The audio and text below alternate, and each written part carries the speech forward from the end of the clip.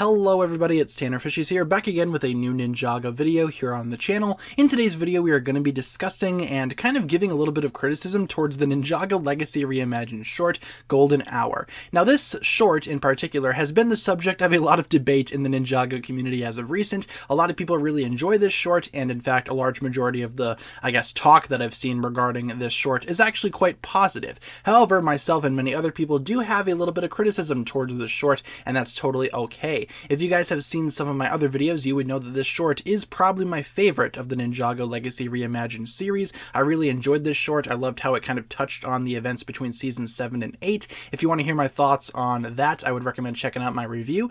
But the main criticism that myself and a lot of other people had towards this short is that it really doesn't answer that many questions. In fact, I would argue that this short kind of raises more questions as opposed to answering them. So what exactly am I talking about here? Well, following the announcement of Ninjago Legacy Reimagined, a lot of us saw glimpses of this short in the trailer for Ninjago Reimagined, and a lot of us, assumed that the big question left over from Hands of Time would be answered. That, of course, being what exactly happened to Wu, and what exactly happened to the time stream that messed up everything and changed people's designs. So obviously the ninja changed designs in between Season 7 and Season 8, and we really didn't have an in-universe explanation for that, and we still really don't. It's been touched on before briefly in the show that perhaps Master Wu did something to the time stream, and that's why the ninja looked different following Season 7, but we really didn't get a solid answer. Outside of the Ninjago universe, it makes sense why the ninja changed designs. Behind the scenes, the Ninjago movie was just coming out at the time, and it would make sense to, merge the designs a little bit, or at least let the TV show adopt the movie ninja designs. It was a very controversial decision at the end of the day,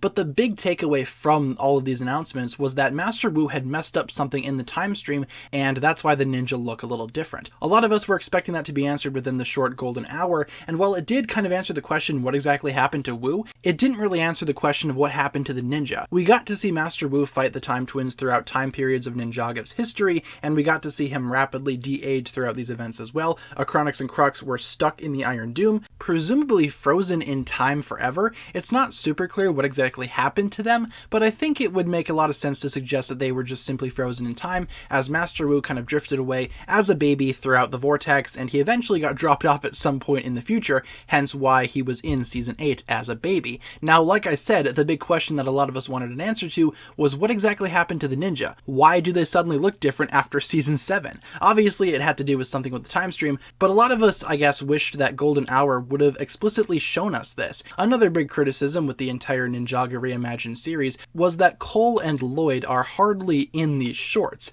Now, obviously, some of the shorts do focus on specific ninja. We have Gold Rush, for example, that focuses on Kai and Nia. We have Sweat into the Goldies, which features Jay and Zane, but Cole and Lloyd don't really show up as main characters in any of the shorts. Now, because of that big criticism as well, following the Ninjago Reimagined shorts, I have an idea as to how we could solve both of the issues. I have an idea as to how we can actually explain what happened to the ninja while also including Cole and Lloyd. So here's my idea. Just imagine this for a second. The entirety of Golden Hour is presented to us as normal, nothing is changed. However, at the very end, instead of cutting to black after Baby Wu kind of drifts away from the time stream, we cut to the modern day. We see Baby Wu kind of slip out of the time stream, and then we cut to Cole and Lloyd. This would indeed include them within the Ninjago Reimagined universe, and they're just kind of sitting on a bench perhaps. It could be anything. But then suddenly the screen turns a rainbow color following the 4 colors of the time blades, and now they're suddenly different, updated in their new designs, and they are simply unaware of what happens. I think that could make for a very interesting way of showing this.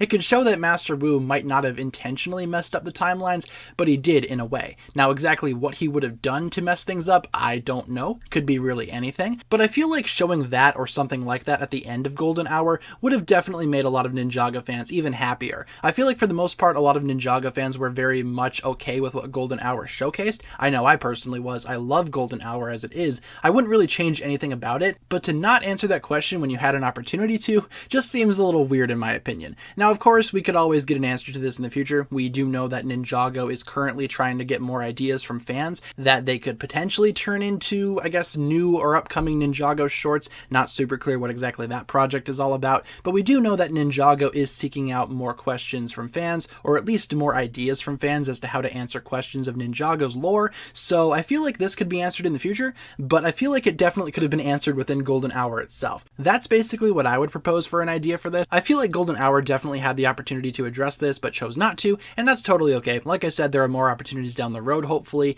and I imagine we will get an answer to this at some point in time. But with that being said, you guys, thank you so much for checking out this video. That's going to pretty much do it for my thoughts here today. What do you think about this idea? Do you think that Golden Hour should have definitely showcased the ninjas changing designs, or do you like how Golden Hour was executed as it is? Do you have any criticisms towards that short, or what exactly do you think Golden Hour could have done that it might not have? Leave all your thoughts down below in the comments, and hopefully you guys enjoyed the video. If you enjoyed, feel free to like, comment, subscribe, do all that fun stuff, and check out the links down below in the description for my other forms of social media. As always, big shout out goes out to my Patreon supporters, including once again the marvelous Jan. Thank you guys so much for checking out this video once again. My name is TannerFishies, and with that, I bid you farewell.